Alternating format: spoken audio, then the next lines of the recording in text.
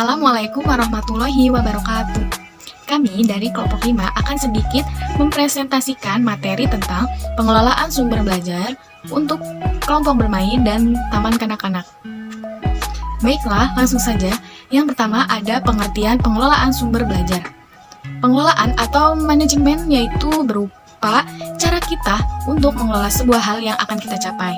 Nah, sedangkan sumber belajar merupakan sebuah konsep yang akan memudahkan kita dalam menunjang kegiatan belajar mengajar. Nah, jadi pengelolaan sumber belajar merupakan cara kita untuk memanajemen sumber belajar agar sesuai dengan kebutuhan dan sesuai dengan apa yang akan kita ajarkan. Baiklah, selanjutnya pengelolaan sumber belajar di kelompok bermain. Kelompok bermain atau bisa disingkat dengan KB adalah bentuk pendidikan anak usia dini, jalur pendidikan non-formal yang memberikan layanan pendidikan bagi anak usia 2-6 tahun yang bertujuan untuk membantu perkembangan dan pertumbuhan anak agar nantinya siap memasuki pendidikan yang lebih lanjut. Nah, pendidikannya itu mengutamakan kegiatan bermain sambil belajar. Kelompok bermain menjadi wadah untuk mengembangkan kreativitas anak dalam suatu kegiatan yang mengasihkan. Pola belajar yang diterapkan dalam pendidikan anak usia dini ini tentunya tidak sama dengan pendidikan SD ke atas. Nah, untuk itu, hal yang perlu diperhatikan oleh penyelenggaraan program pendidikan anak usia dini adalah pengelolaan pembelajarannya. Pendidikan yang berkualitas memerlukan proses pembelajaran yang tepat, karena pengelolaan pembelajaran merupakan komponen integral dan tidak dapat dipisahkan dari proses pendidikan secara keseluruhan. Baiklah, selanjutnya yaitu pelaksanaan pembelajaran menggunakan beberapa sentra. Konsep belajar yang diterapkan dalam metode sentra menghadirkan dunia nyata di dalam kelompok dan mendorong anak didik untuk membuat hubungan antara pengetahuan dan pengalaman dan juga penerapan dalam kehidupan mereka sehari-hari. Dengan demikian, otak anak dirangsang untuk terus berpikir secara aktif dalam menggali pengalamannya sendiri, sehingga materi pelajaran yang diterima anak dapat berguna dalam jangka panjang. Di sini saya akan menjelaskan pemaparan yang selanjutnya tentang pengelolaan sumber belajar di TK atau RA. Sumber belajar merupakan bagian penting dalam kegiatan pendidikan anak usia dini di taman kanak-kanak.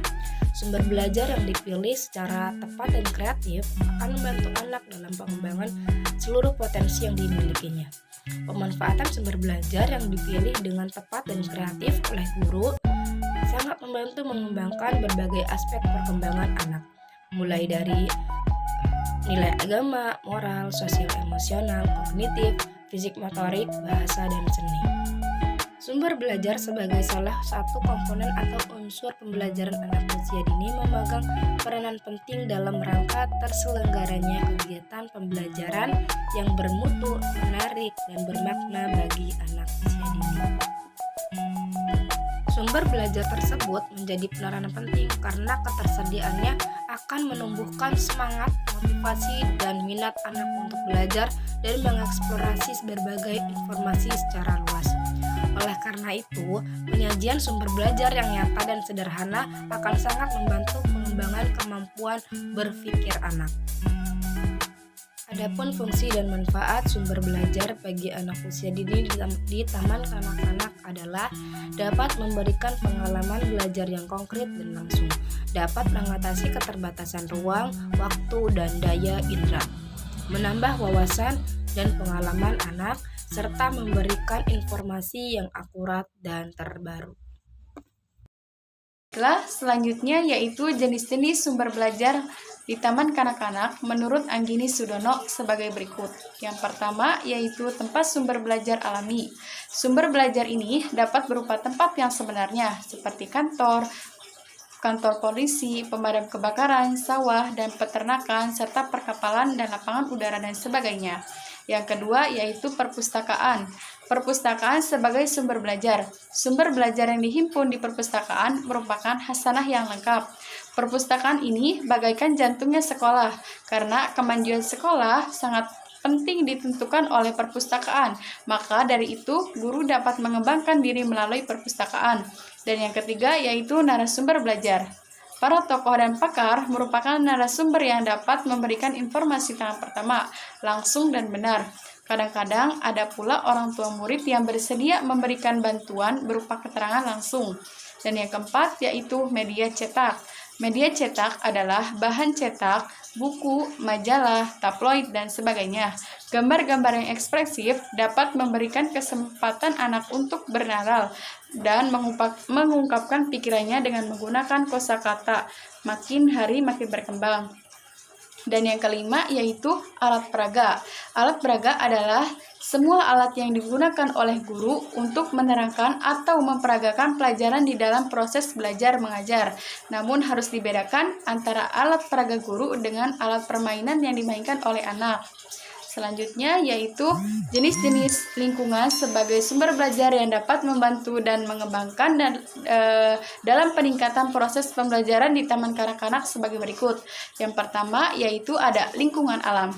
Nah, di lingkungan alam ini atau lingkungan fisik adalah segala sesuatu yang sifatnya alamiah, seperti sumber daya alam yang mencakup air, hujan, hutan, tanah, dan batu-batuan, tumbuh-tumbuhan dan hewan, atau flora dan fauna.